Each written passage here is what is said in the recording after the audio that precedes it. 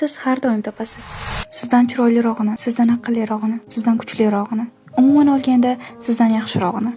Inson psixologiyasi shunday deydi. Odamzod har doim o'zida yo'q narsaga, bor narsalarga qaraganda ko'proq e'tibor beradi. U mendan chiroyliroq, aqlliroq va boyroq kabi xayollar har kuni miyamizda aylanadi. Hatto menda ham shunday. Obunachilari va aktivi menikidan ancha ko'proq yoki mendan ancha chiroyliroq blogerni ko'rsam, men o'zi bu sohada nima qilib yuribman degan fikr boshimda tunu kun aylanadi. Avvallari xuddi shu narsa o'qishda bo'lar edi.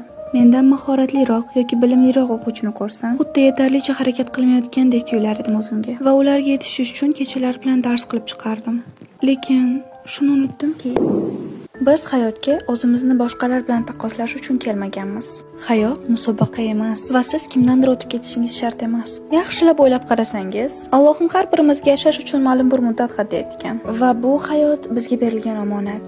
Uni qanday ishlatganimiz uchun javob berish vaqti ham keladi. Shu paytda hayotingni nima qilib sarflading deyilsa, odamlarniki bilan taqqoslab deyishimiz qanchalik to'g'ri bo'ladi? Siz qanchalik chiroyli yoki aqlli bo'lsangiz, agar shukr qilishni bilmasangiz, o'zingizdan yaxshisini doim topasiz. Keling, yaxshisi o'z hayotingizni sifatli o'tkazing. Kichik narsalardan baxt toping. Oilangiz bilan vaqt o'tkazing.